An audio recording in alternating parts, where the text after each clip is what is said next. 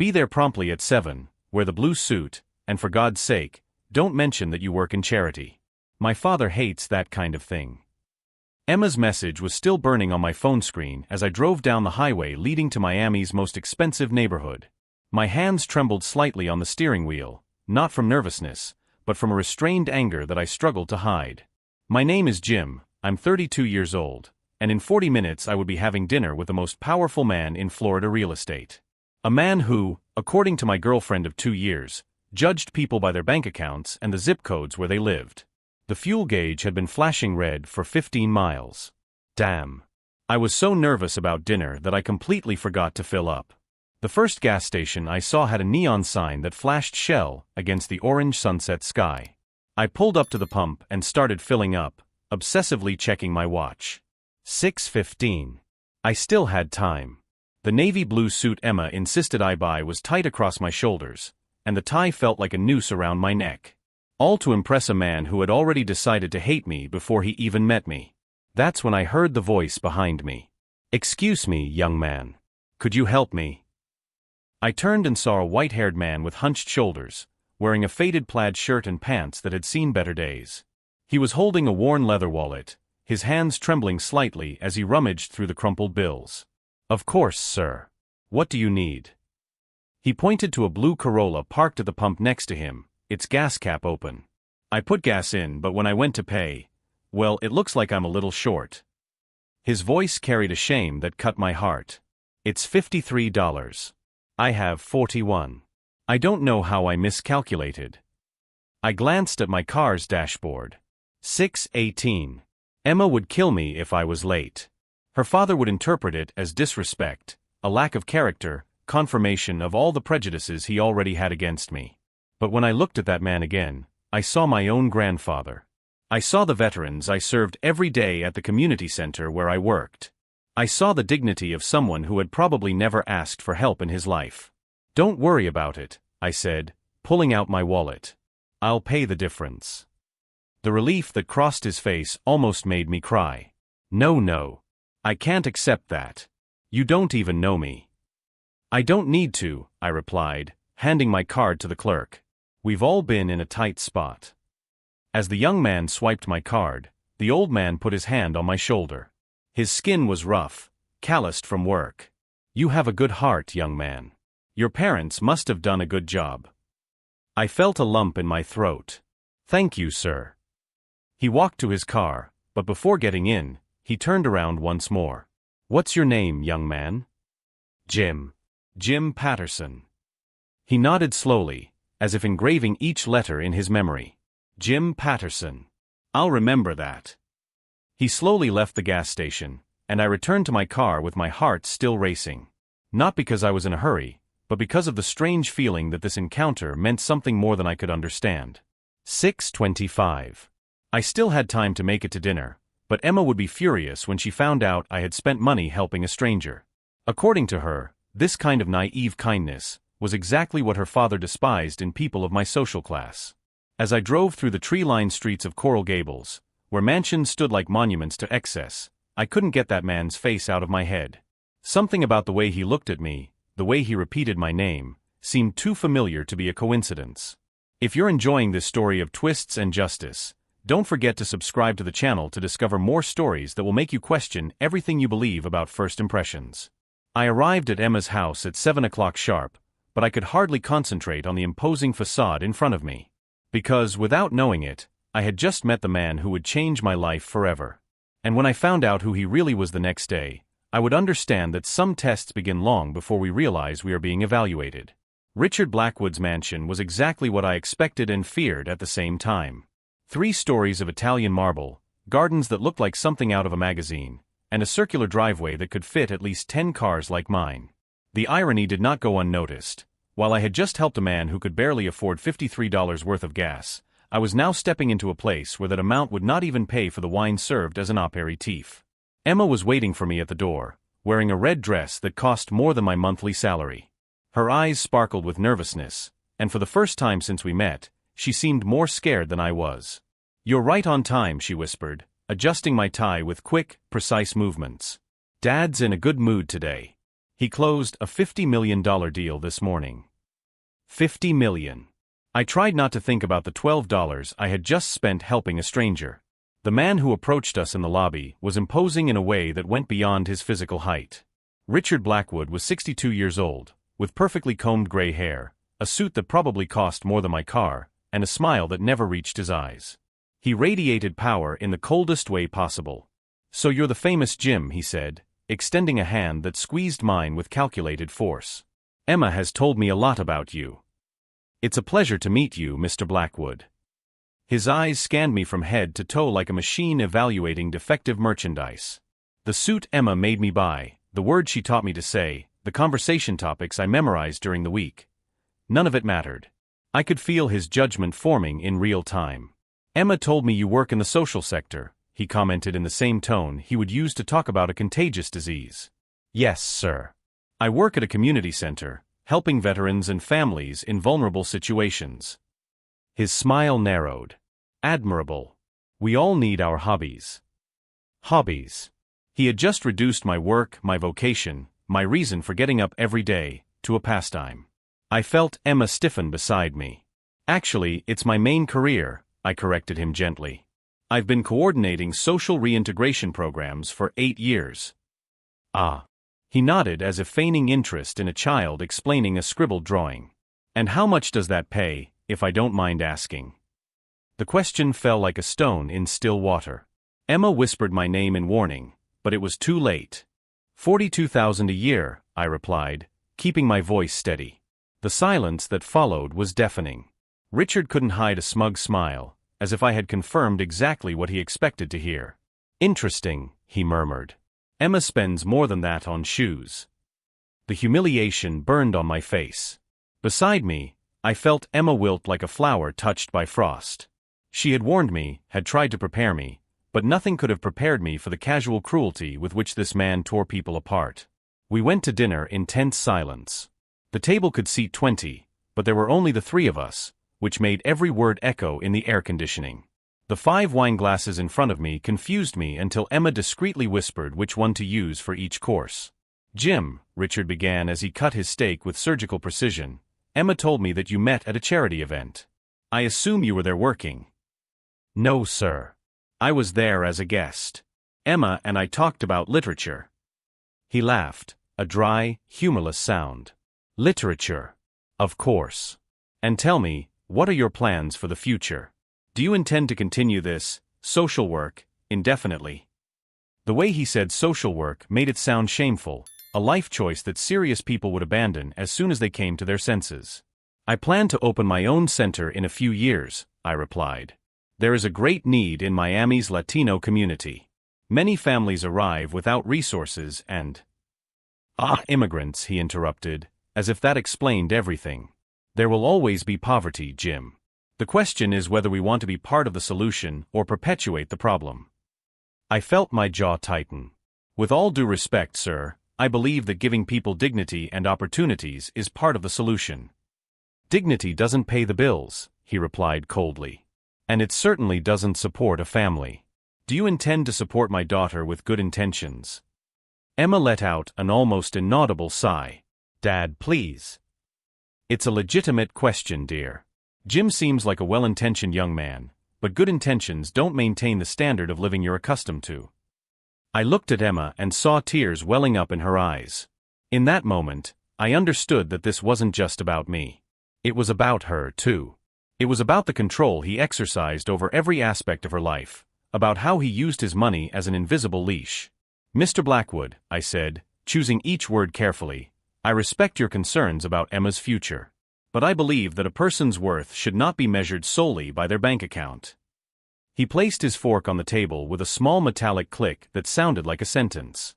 "How romantic," he said, his tone now icy. "And completely naive. Money may not buy happiness, Jim, but it buys freedom. It buys options. It buys security. Without that, love is just a pretty word people use to justify bad decisions." The rest of dinner passed in an atmosphere of bitter cold. Every attempt at conversation was systematically demolished by Richard, who had turned the act of eating into a masterclass on how to make someone feel small and inadequate. When we finally got up from the table, Richard walked me to the door, while Emma went upstairs to get her purse. "Jim," he said, placing a heavy hand on my shoulder, "you seem like a good guy. Sincere, hard-working, well-intentioned. But my daughter was raised a certain way. She has expectations, needs, a lifestyle that you simply can't provide." I looked him straight in the eye. "What if she's willing to give up some of those things?" He laughed, genuinely amused for the first time that evening. "She may think she is, but trust me, that fantasy doesn't last. The first winter without proper heating, the first time she can't buy something she wants, the first time you have to worry about money, she'll remember the comfort she left behind." His words carried the confidence of someone who had seen this movie before and knew exactly how it ended. Emma came downstairs, her eyes red but her makeup intact. Richard kissed her forehead with genuine tenderness, the first human moment I witnessed from him all night. "Think about what we talked about, honey," he murmured to her. "You deserve someone who can give you the world." In the car, for the first 20 minutes, neither of us said a word.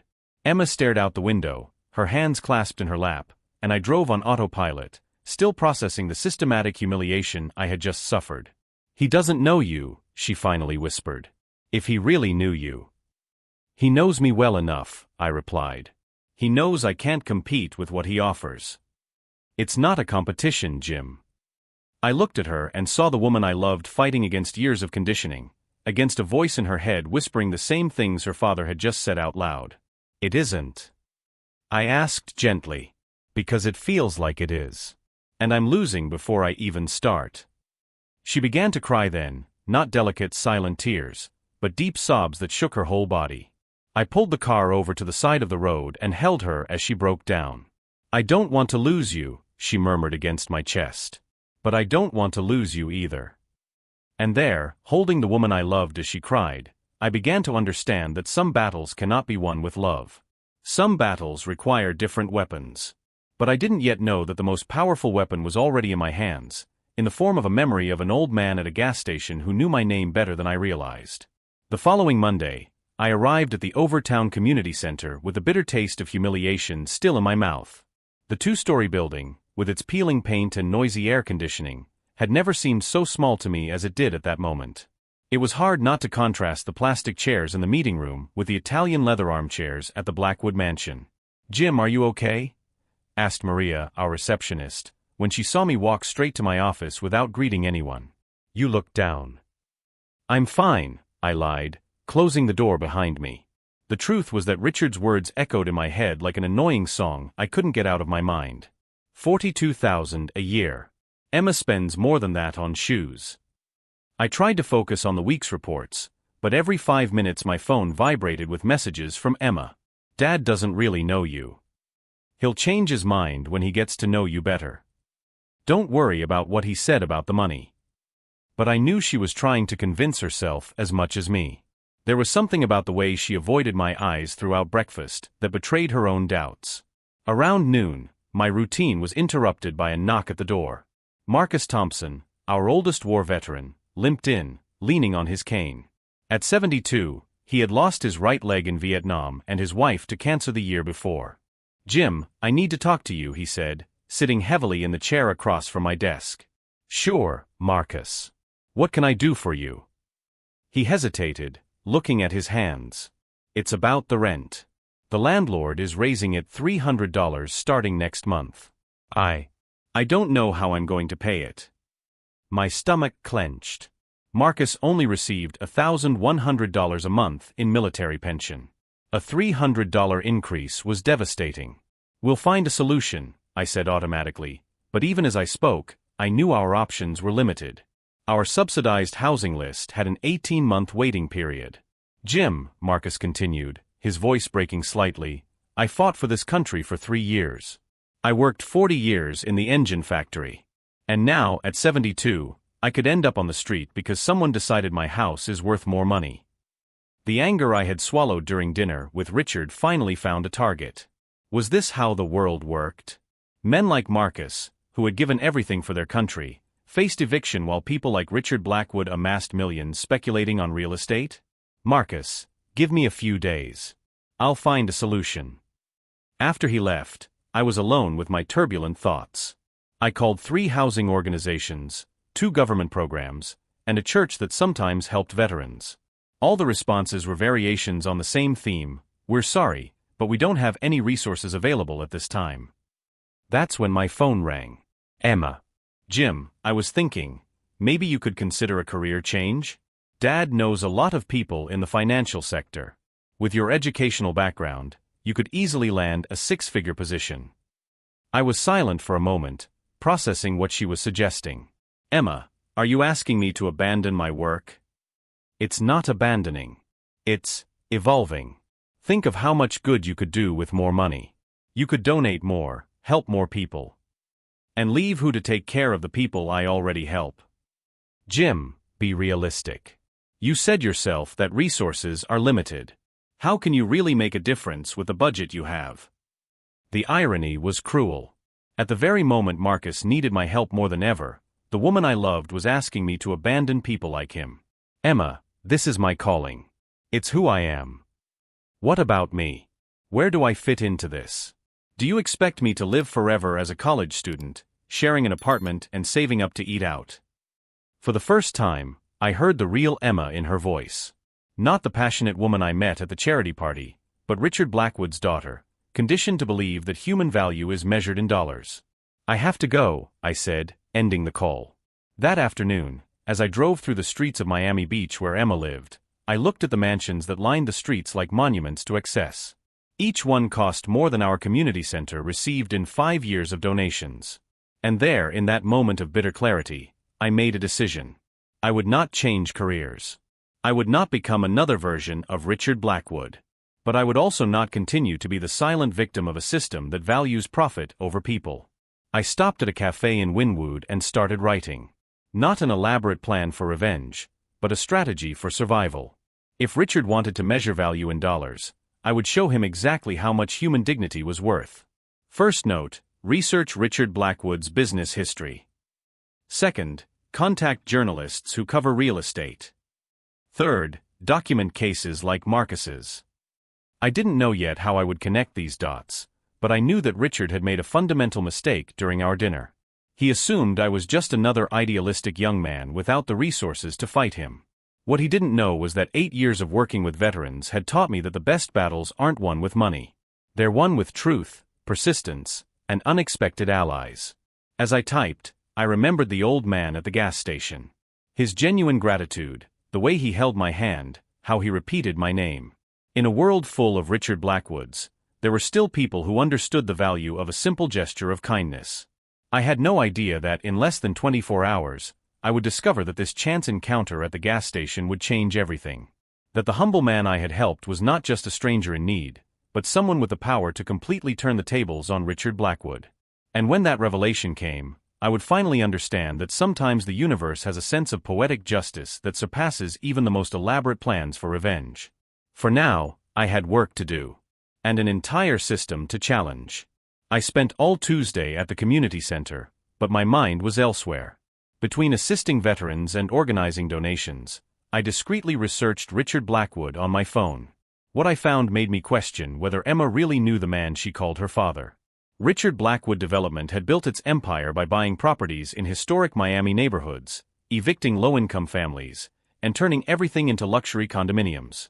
In 15 years, he had gentrified 3 entire neighborhoods, always following the same pattern: buy cheap, pressure long-time residents to leave, and sell high to investors.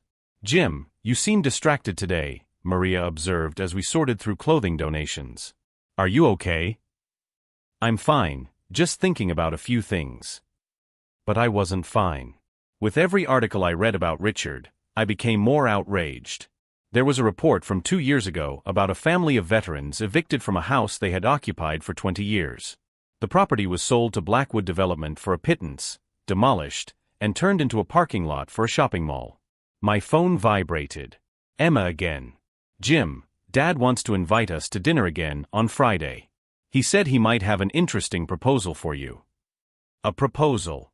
As if I were a product being negotiated. What kind of proposal? I typed back. "He knows people in the financial sector. Positions that pay well. Jim, this could be our chance." "Our chance for what?" For me to become another Richard Blackwood, measuring human value in dollars? Over lunch, I decided to call Tom Rodriguez, an investigative reporter for the Miami Herald who covered real estate corruption. I had known Tom since college, where we studied together before going our separate ways. Jim Patterson, Tom said when he answered. How long has it been? 5 years. About that. Tom, I need a favor. Have you ever investigated Blackwood Development? There was a pause. Richard Blackwood? Why do you want to know? It's complicated. Let's just say I have a personal interest in the matter. Jim man, Blackwood is untouchable. He has lawyers who cost more per hour than my monthly salary. And political connections that go all the way to Washington. What are you up to? Nothing yet. I just want to understand how he operates. Tom sighed. Look, off the record, I've tried to investigate him 3 times in the last few years. Whenever I get close to something concrete, my editors get calls. Pressure to focus on other stories. Blackwood has a well-organized scheme to silence critics. What kind of scheme? Donations to newspapers, strategic advertising, favors for editors. Nothing illegal, but effective. He buys silence without getting his hands dirty. I hung up with more information than I expected. Richard wasn't just cruel, he was systematic. He had built a machine to protect his reputation while destroying lives. That afternoon, while helping Marcus fill out forms for subsidized housing, an idea began to form. Marcus had mentioned that the landlord who raised his rent was selling to a development company. What if? Marcus, do you remember the name of the company that bought your building? He thought for a moment. Something with Black in the name. Blackwood, I think. My blood ran cold. Richard Blackwood wasn't just the man who humiliated me over dinner. He was actively evicting people like Marcus, veterans who had served their country and now could barely scrape by. Marcus, did you keep any documents about the sale? I have some papers at home. Why? Can you bring them tomorrow? I think I can help more than I thought. That night, Emma showed up at my apartment unannounced. She was crying, her makeup smudged, holding a half-empty bottle of wine. My mom called today, she said, throwing herself on my couch. She said Dad is investigating you. Checking your background, your finances, your friends. Investigating how? I'm not sure. But he hired someone to find out things. Jim, he's trying to find something to convince me to leave you. I felt anger burning in my chest. And you? What do you think about that? She looked at me with red eyes. I told him I didn't care what he found. That I loved you regardless of your past or your bank account. And him? He laughed. He said love doesn't pay for plastic surgery bills or private school tuition for his grandchildren.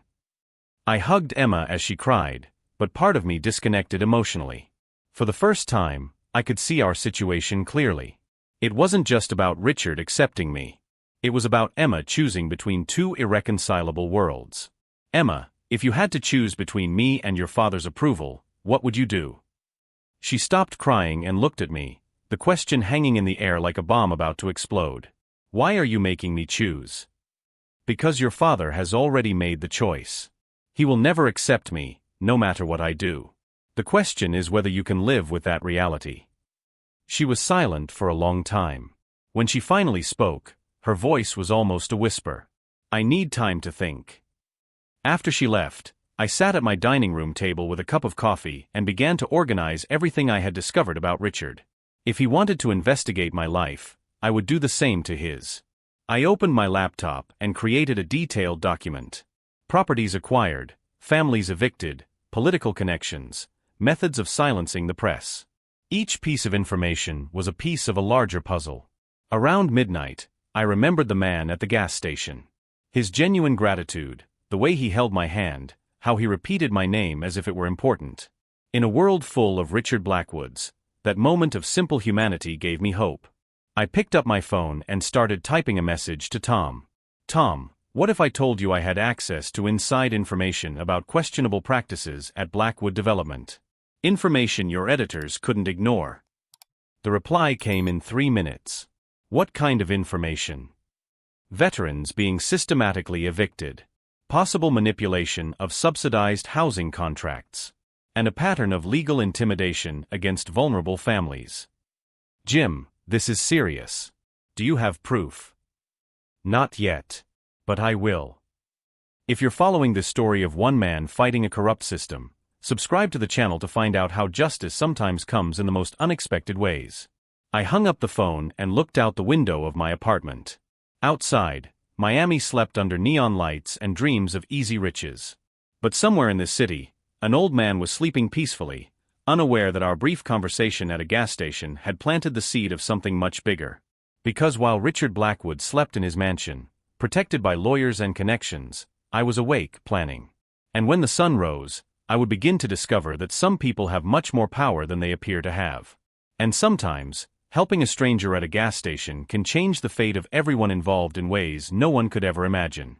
On Wednesday morning, Marcus arrived at the community center with a yellowed folder under his arm and an expression that mixed hope and despair. The documents he brought confirmed my worst fears. Blackwood Development had systematically purchased 17 properties in veteran neighborhoods over the past 2 years, always using the same strategy of abusive rent increases followed by forced evictions. Jim, I found something else, Marcus said, pulling a piece of paper from the bottom of the folder. A letter that arrived yesterday. They're offering me $500 to leave voluntarily by Friday. $500. For a man who lost his leg defending his country, who worked 40 years paying taxes, who now depended on $1,100 a month to survive. The casual cruelty made me clench my fists. Marcus, do you trust me? He nodded without hesitation. Then don't sign anything. And get ready, because things are going to get interesting. I spent the afternoon calling every veteran I knew, documenting similar cases.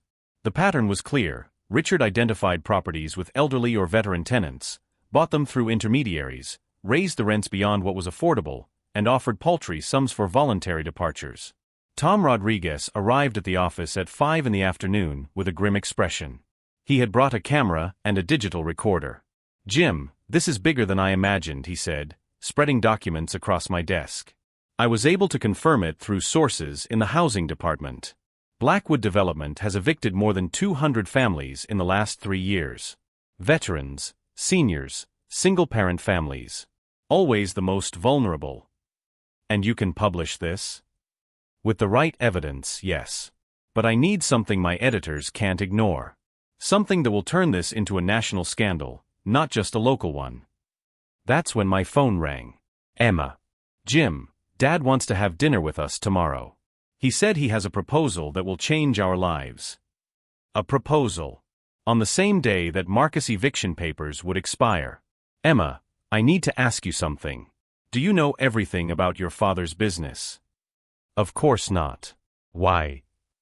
What if I told you he's evicting war veterans to build luxury condominiums? Silence. Then her voice, uncertain, Jim, don't start with conspiracy theories. It's not a theory. I have documents. My father wouldn't do that. He's many things, but he's not cruel to veterans. I hung up knowing that Emma was as deluded as I had been about who Richard really was. The difference was that I had seen the truth. She still chose to believe the lie. On Thursday evening, I arrived at the Blackwood mansion with a discreet briefcase under my arm. Emma was waiting for me at the door, nervous but smiling. Dad's excited to talk to you, she said, adjusting my tie. He spends all day talking about opportunities in the financial sector. Richard welcomed me into his office this time, an even more intimidating environment than the dining room. Floor-to-ceiling mahogany bookcases, framed diplomas, photographs of him shaking hands with politicians and celebrities. And in the center, a desk where life-changing contracts were probably signed. Jim, have a seat, he said, gesturing to a leather armchair. I want to make you an offer. I sat down, keeping the folder on my lap. I've talked to some contacts in the financial sector. There's an opening at an investment brokerage firm. Starting salary of $120,000, plus commissions. In 2 years, you'd be making $300,000 easily. $300,000. 7 times my current salary. And what would I need to do? Investment sales. You're educated, articulate, and inspire confidence. Best of all, you'd be working with people like us. People who understand how the world really works. People like us? He leaned forward conspiratorially. Jim, you seem too smart to be wasting your time with losers. Veterans, dysfunctional families, recovering addicts. These people will never change. You can't save those who don't want to be saved. What if I like my current job? Richard laughed, that dry sound I was learning to hate. Liking it doesn't pay the bills. And frankly, Jim, it's not sustainable. How do you intend to support Emma on $42,000 a year? How do you plan to give her the life she deserves? That was my cue. I opened the folder and placed the documents on his desk. Richard, before you answer, I'd like you to look at this. He looked down at the papers, and his expression gradually changed. First confusion, then recognition, finally calculated coldness. Where did you get this? Public records. Eviction documents. Purchase and sale agreements. All legal, all accessible to anyone who knows where to look. He leafed through the documents slowly, his mind clearly calculating the implications. And what exactly do you think this proves? It proves that you are systematically evicting war veterans to build luxury properties. It proves that your wealth is built on the suffering of people who served this country. Richard leaned back in his chair, his eyes now icy. Jim, you don't understand how the world works. These veterans are going to end up on the streets anyway.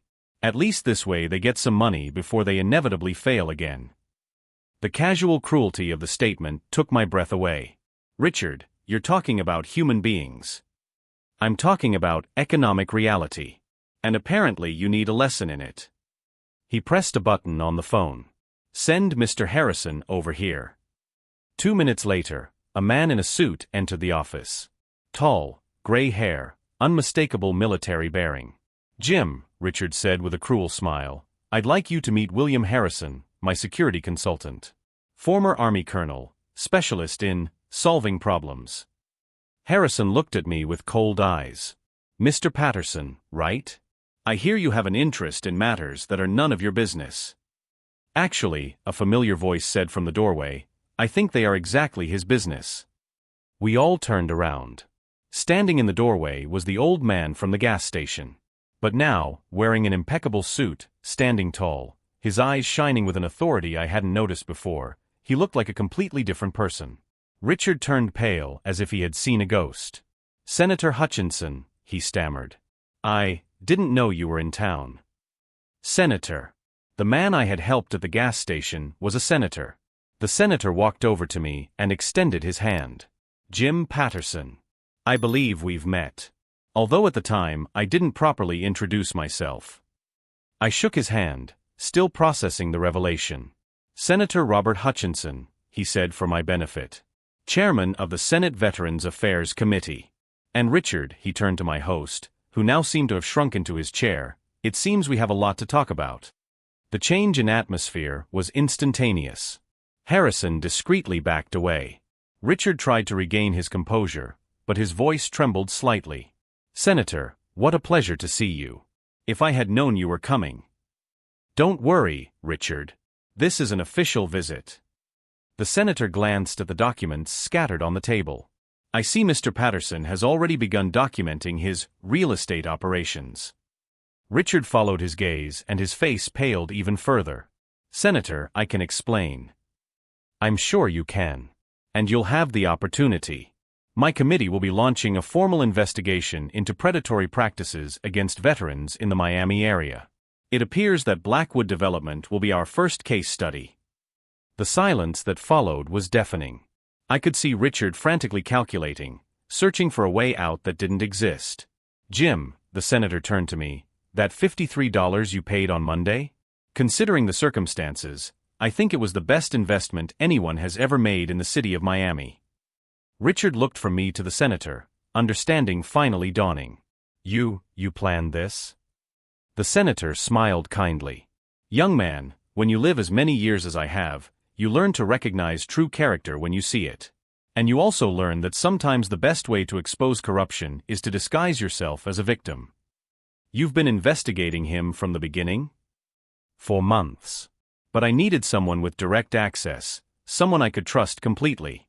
Someone who demonstrated the kind of character that cannot be bought or intimidated. I looked at Richard, who was visibly sweating now. And now? The senator consulted his watch. Now, Richard, you have until Friday to revoke all pending evictions of veterans. Until Monday to establish a compensation fund for families already displaced. And until the end of the month to appear before my committee in Washington to explain exactly how you built your fortune. And if I refuse? Then we'll find out together whether federal prison has adequate accommodations for corrupt real estate developers. Richard opened and closed his mouth several times, like a fish out of water.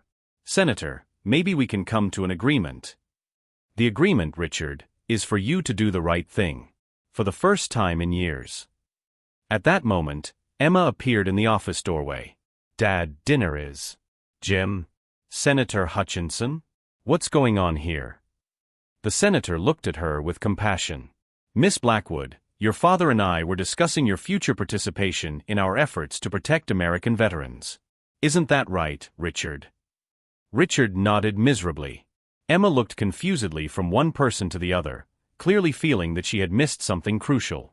But I knew the explanations would come later. For now, I was savoring the expression on Richard Blackwood's face, the expression of a man who had just realized he had lost everything by underestimating the kindness of a stranger. And that sometimes, just sometimes, the universe has a perfect sense of poetic justice. 3 months later, Richard Blackwood sat in a hearing room in Washington, sweating under the lights of the television cameras. The Senate Veterans Affairs Committee had become a public nightmare for him. Mr. Blackwood, Senator Hutchinson said with quiet authority, 17 veteran families have been evicted in 6 months. How do you justify that? Richard mumbled something about standard business practices, but his words were lost in the indignant murmur of the crowded audience of veterans and journalists. Marcus was in the front row, wearing his only dress shirt, his service medal gleaming on his chest. When our eyes met, he nodded gratefully. Emma had broken up with me 2 weeks after the revelation. I can't be with someone who destroyed my father, she said, even though we knew Richard had destroyed himself. Mr. Patterson, the senator called me as the lead witness. Can you tell us about your first encounter with Mr. Blackwood? I recounted that humiliating night, every cruel word Richard had said about veterans being losers destined for failure.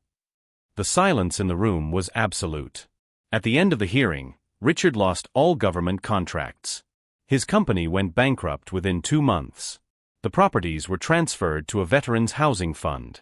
Marcus received not only his house back, but compensation that ensured his comfort for the rest of his life. As for me, the senator offered me a position as a federal advisor on veterans affairs. He tripled my salary and gave me the resources to help thousands of people. Jim, the senator said after the last hearing, $53 was truly the best investment in American history. 6 months later, I opened the Hutchinson Center for Veterans in Miami, a housing and reintegration complex that served 500 families. Richard showed up at the ceremony, thinner, gray-haired, driving a used sedan.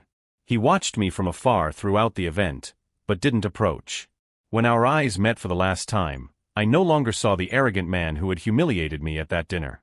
I saw only someone who had lost everything by confusing wealth with value. Emma was there too, working as a volunteer. We didn't talk, but we exchanged a knowing glance. Some lessons we only learn when we lose what we thought was essential. That night, as I watched veterans moving into their new homes, I remembered Richard's words, "You can't save those who don't want to be saved." He was wrong. Not about the people I served, but about himself. During my speech, I looked out at the audience filled with families who now had hope again and said, sometimes a small act of kindness at the right moment can change the fate of hundreds of people. If this story of how kindness can overcome cruelty has touched your heart, subscribe to the channel to discover more stories about justice, revenge, and transformation that will restore your faith in humanity. Because in the end, I discovered that the best revenge is not to destroy your enemy, but to build something so beautiful that it renders their cruelty irrelevant. Richard tried to teach me that money is worth more than decency. Instead, I learned that decency builds riches that money can never buy.